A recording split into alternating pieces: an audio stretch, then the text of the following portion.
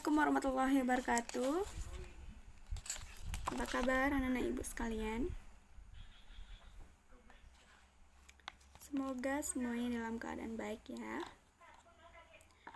Oke, sebelum kita masuk ke pembelajaran kita selanjutnya, ibu akan mengabsen terlebih dahulu siapa-siapa saja yang hadir hari ini. Sebelum itu aturnya kita berdoa dulu ya. Silakan kepada ketua kelas untuk memimpin doanya terlebih dahulu.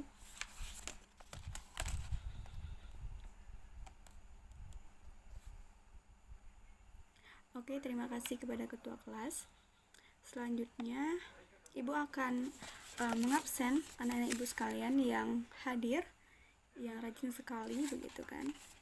Supaya nanti sebenarnya absen ini mempengaruhi juga nantinya nilai-nilai kalian kalau di pembelajaran ibu ya. Jadi yang pertama ibu akan mengabsen Tiza, Hadi,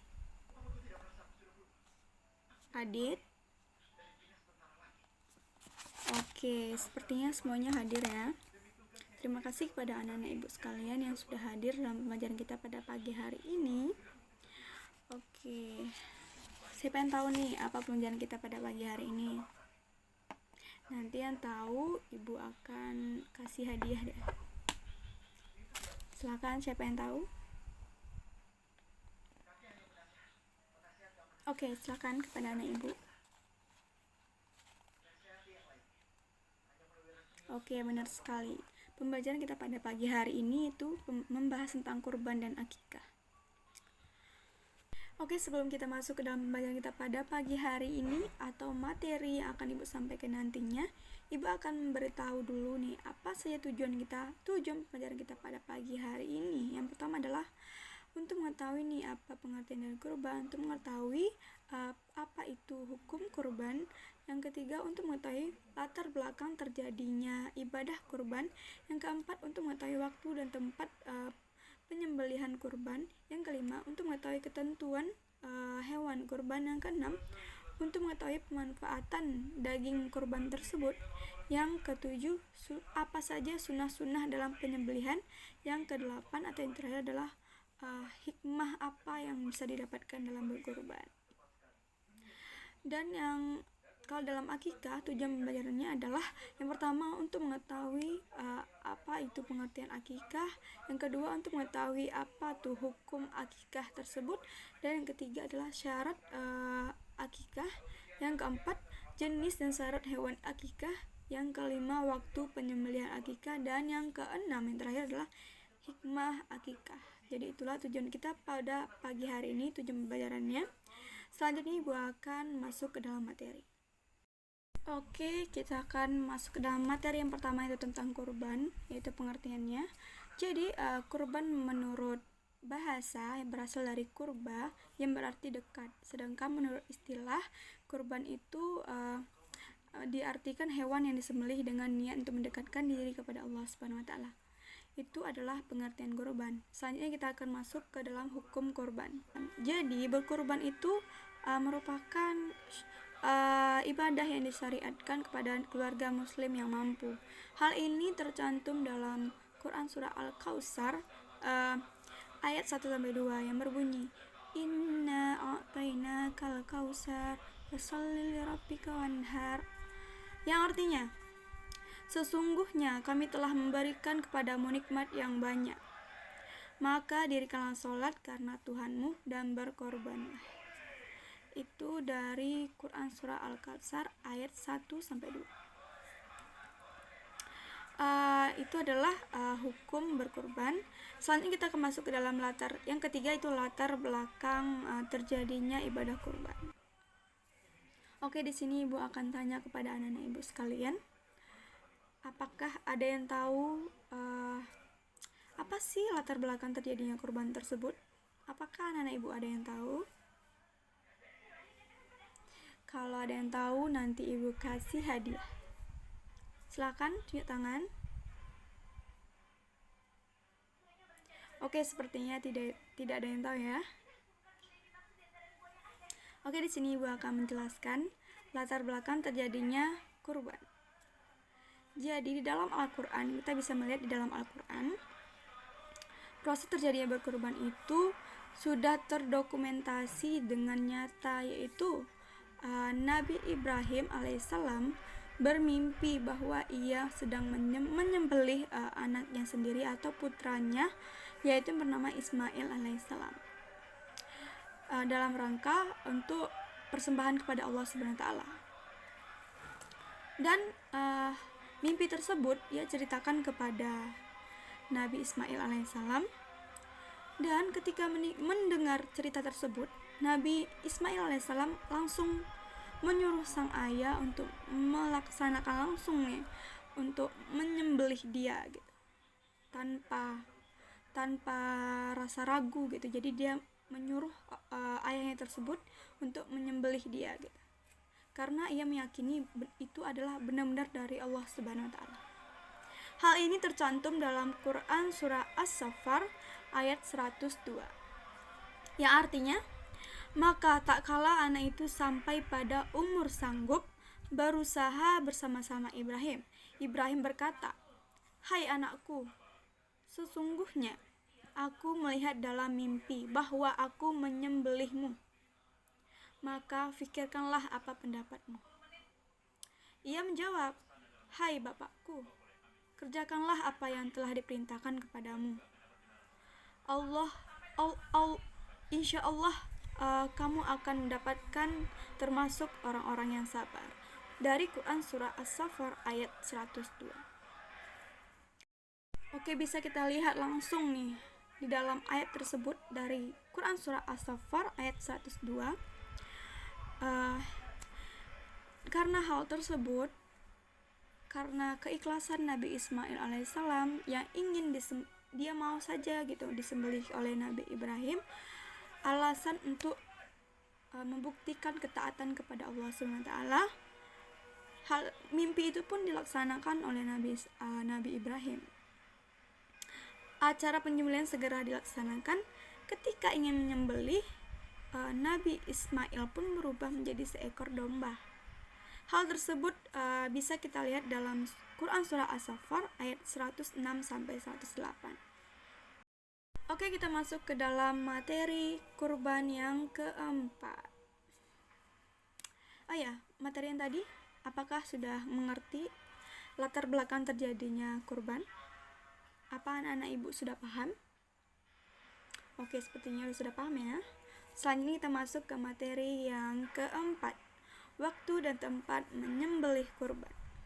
Jadi waktu yang ditetapkan untuk menyembelih kurban tersebut yaitu sejak selesai sholat Idul Adha, yaitu 10 Zulhijjah sampai terbenamnya matahari tanggal 13 Zulhijjah, akhir dari hari Tasyrik. Hal tersebut tercantum dalam sabda Nabi Muhammad SAW atau Rasulullah SAW, yaitu yang berbunyi, "Man zabaha qabla an yusalliya falyazbah ukhra." Ya, artinya, barang siapa yang menyembelih atau hewan kurban sebelum dia mengerjakan sholat, maka hendaklah ia menyembelih yang lain sebagai gantinya. Dari hadis riwayat Bukhari. Oke, kita masuk ke materi yang kelima, yaitu ketentuan hewan kurban. Jadi hewan yang dijadikan kurban tersebut adalah hewan ternak. Hal tersebut tercantum dalam Quran surah Al-Hajj ayat 34 yang berbunyi, "Bismillahirrahmanirrahim. Walikulli ummatin ja'alna mansakan liyadhkuru ismallahi ala ma razaqahum min bahimatil an'am." Yang artinya, dan bagi tiap-tiap umat telah kami syariatkan penyembelihan atau kurban, supaya mereka menyebut nama Allah terhadap binatang ternak yang telah direzekikan Allah kepada mereka. Itu terkandung dalam Quran surah Al-Hajj ayat 34. Jadi hewan yang dimaksud adalah hewan yang untuk kurban tersebut adalah seperti unta, sapi, dan kambing dan domba. Adapun hewan-hewan yang termasuk yang dapat menjadi hewan kurban dengan syarat telah cukup umur dan tidak cacat, misalnya pincang, sangat kurus dan sakit. Ketentuan cukup umur itu adalah yang pertama, domba sekurang-kurangnya berumur 1 tahun atau telah tanggal giginya. Yang kedua, kambing biasa sekurang-kurangnya berumur 1 tahun. Yang ketiga, unta sekurang-kurangnya berumur 5 tahun. Yang keempat, sapi atau kerbau sekurang-kurangnya berumur 2 tahun. Oke, kita masuk ke materi yang keenam, yaitu pemanfaatan daging kurban. Jadi, tujuan berkurban itu adalah untuk mendekatkan diri kepada Allah, untuk mencapai keridhaannya.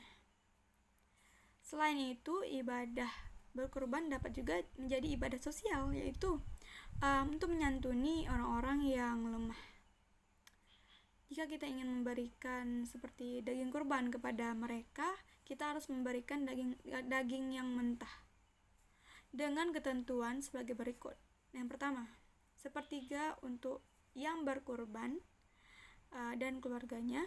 Yang kedua, 1/3 untuk fakir miskin. Yang ketiga, 1/3 untuk masyarakat sekitar, atau bisa untuk kita simpan yang dapat dimanfaatkan sewaktu-waktu nantinya. Hal tersebut tercantum dalam sabda Rasulullah yang berbunyi, qala Rasulullah sallallahu alaihi wasallam, kulu wa at'imu wahbisu ad-dakhiru. Yang artinya, Rasulullah sallallahu alaihi wasallam telah bersabda, daging kurban itu makanlah, sedekahkanlah dan simpanlah. Jadi, makanlah, sedekahkanlah, simpanlah. Apabila umpamanya kita niatkan daging kurban tersebut untuk nazar, jadi daging kurban tersebut wajib diberikan kepada fakir miskin. Orang yang berkurban tidak boleh mengambil daging itu sedikit pun. Oke, sebelum ibu masuk ke dalam materi ibu selanjutnya, materi yang ibu jelaskan selanjutnya, sejauh ini dari 1 materi sampai 6 materi sekarang ini, apakah anak-anak ibu sekalian sudah paham dengan materinya yang sudah ibu jelaskan? Sudah paham ya? Berarti anak-anak ibu sekalian cerdas semua ya, menyimak sekali gitu. Terima kasih ya. Oke, selanjutnya ibu akan melanjutkan materi yang ke-7, yaitu sunnah-sunnah dalam menyembelih hewan kurban. Jadi pada saat ingin menyembelih hewan kurban, ada beberapa sunnah yang harus kita lakukan. Yang pertama, ketika kita ingin menyembelih, sunnah-sunnahnya itu yang pertama adalah membaca basmalah, membaca sholawat, menghadapkan hewan ke arah kiblat, menggulingkan hewan ke arah rusuk kirinya, memotong pada pangkal lehernya, dan yang terakhir serta memotong urat kiri dan kanan leher hewan. Itu sunnah yang pertama. Yang kedua, membaca takbir Allahu Akbar. Yang ketiga, membaca doa yang sudah diajarkan oleh Rasulullah SAW yang berbunyi, Allahumma taqabbal min Muhammadin wa ali Muhammadin wa min ummati Muhammad. Itu adalah bacaan doa dari hal yang diajarkan atau yang disunnahkan oleh Rasulullah SAW. Dan yang keempat, apa tuh sunnahnya? Yang keempat adalah jika ingin menyembelih atau berkurban, sebaiknya orang yang memotongnya itu adalah orang yang ingin berkurban, jadi memotong sendiri. Dan apabila ia tidak mau ataupun tidak bisa memotong sendiri, maka ia boleh mewakilkan kepada orang lain, tetapi disunatkan dia ikut hadir juga untuk melihat hal atau berkurban tersebut gitu, orang menyembelih tersebut. Oke, selanjutnya kita masuk ke materi yang terakhir, yaitu hikmah apa nih yang dapat dari berkurban. Jadi hikmah kurban sebagaimana disyariatkan Allah SWT mengandung beberapa hikmah, baik pelaku, penerima, dan kepentingan umum. Bisa kita lihat dari yang pertama yaitu bagi orang yang berkorban. Hikmah bagi orang yang berkorban itu dapat meningkatkan keimanan kepada Allah SWT. Yang kedua, dapat meningkatkan ketakwaan dan kecintaan kepada Allah SWT. Yang ketiga, menunjukkan rasa syukur kepada Allah SWT. Yang keempat, mewujudkan tolong menolong, kasih mengasihi, dan rasa solidaritas. Bagi penerima daging dan hikmah bagi penerima yang menerima daging, ia dapat menambah keimanan kepada Allah SWT. Dan kedua, bertambah semangat dalam hidupnya. Dan bagi kepentingan umum, yang pertama adalah meningkatkan atau memperkokoh tali persaudaraan karena ibadah korban tersebut melibatkan semua masyarakat. Yang kedua, menumbuhkan dan meningkatkan kesadaran beragama baik yang mampu dan yang tidak mampu. Baiklah, itu adalah materi untuk kurban. Sejauh ini apakah ada pertanyaan dari anak-anak ibu sekalian tentang kurban, tentang berkurban? Oke. Tidak ada ya, ngerti semua ya. Terima kasih. Selanjutnya kita masuk ke dalam pembahasan akikah. Jadi materi yang pertama adalah pengertian akikah. Jadi, akikah menurut bahasa adalah berarti rambut yang tumbuh di kepala bayi. Sedangkan menurut istilah adalah binatang yang disembelih pada saat hari ke-7 atau kelipatan 7 dari kelahiran bayi, disertai mencukur rambut dan memberi nama pada anak yang baru lahir tersebut. Oke, itu adalah pengertian dari akikah. Yang kedua, kita masuk ke hukum akikah. Akikah hukumnya adalah sunnah. Sunnah bagi orang tua atau orang yang punya kewajiban menanggung nafkah hidup si anak. Di sini bisa kita lihat dalam sabda Rasulullah SAW yang maknanya setiap anak tergadai dengan akikahnya yang disembelih baginya pada hari ke-7. Dicukurnya rambutnya dan diberi nama. Jadi setiap anak tergadai dengan akikahnya yang disembelih baginya pada hari ke-7, dicukur rambutnya dan diberi nama. Itu dari hadis riwayat Ahmad dan Imam yang 4. Itu adalah hukum akikah ya. Oke, selanjutnya kita masuk ke materi yang ketiga tentang akikah, itu syariat akikah. Akikah disyariatkan lebih merupakan perwujudan rasa syukur akan kehadiran seorang anak atau bayi. Sejauh ini dapat ditelusuri bahwa yang pertama kali melaksanakan akikah itu adalah dua orang saudara kembar, yaitu cucu Nabi Muhammad SAW, dari perkawinan Fatimah dengan Ali bin Abi Thalib yang bernama siapa? Hasan dan Husain. Benar. Peristiwa ini terekam dalam hadis yang berbunyi atau yang bermakna dari Ibnu Abbas radhiyallahu anhu, sesungguhnya Rasulullah sallallahu alaihi wasallam berakikah untuk Hasan dan Husain, masing-masing seekor kambing kibas. Ini dari hadis riwayat Abu Daud. Oke, kita masuk ke dalam materi yang keempat.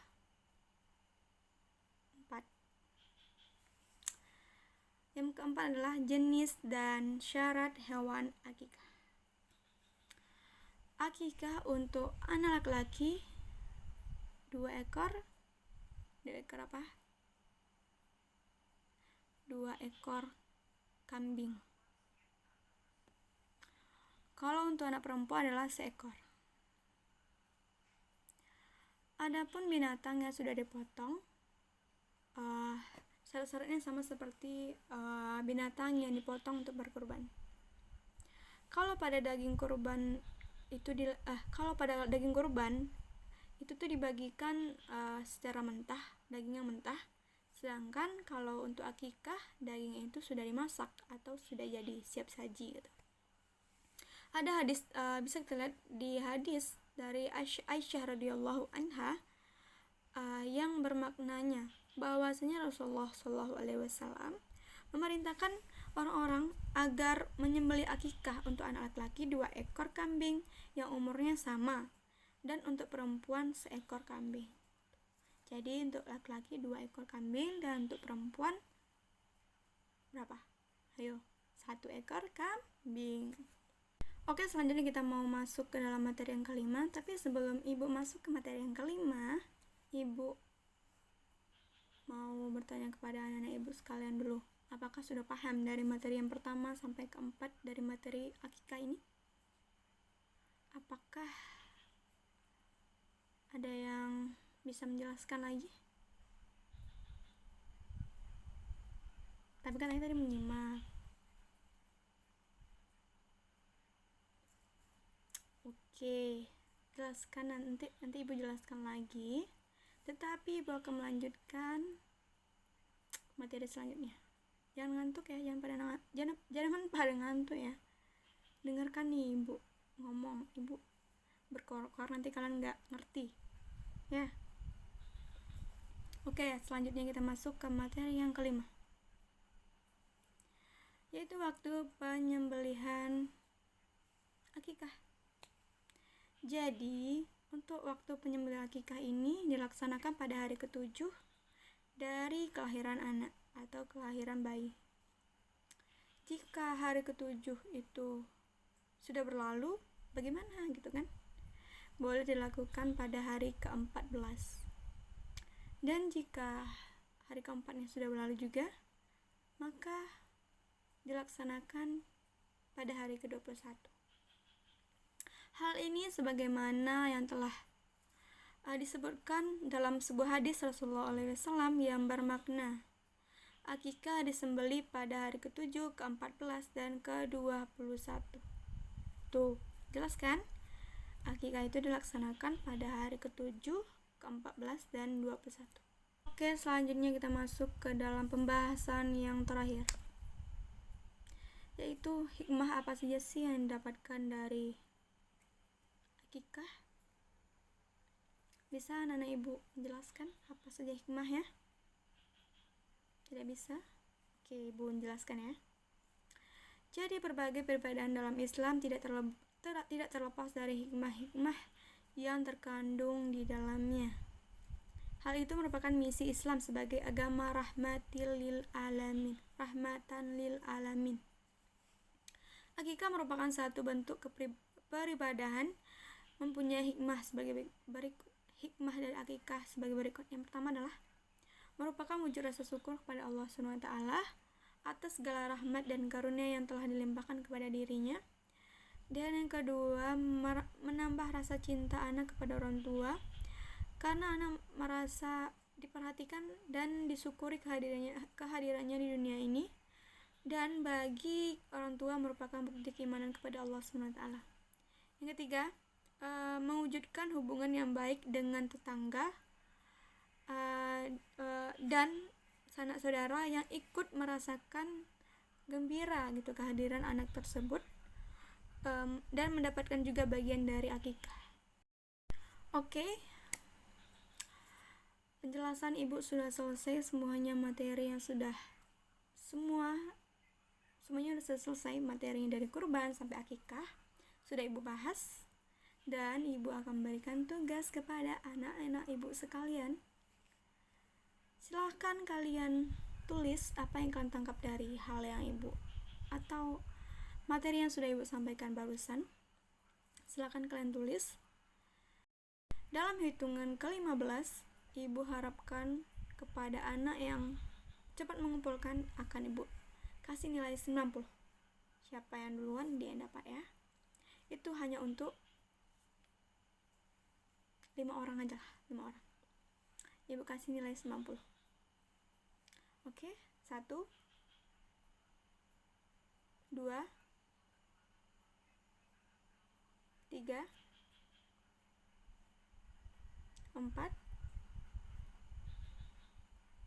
5 6 7 8, 9. Oke, ada satu orang ya. 10, 11, 12, 13, 14, 15. Oke. Sudah mengumpulkan ya 5 orang tercepat gitu.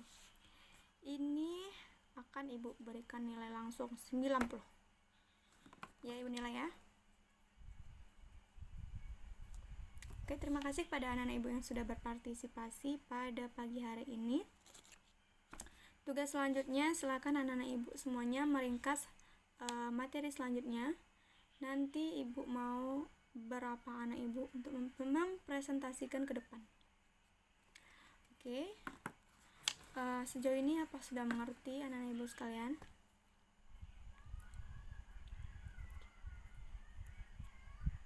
Sudah paham ya? Nggak perlu ibu jelaskan lagi.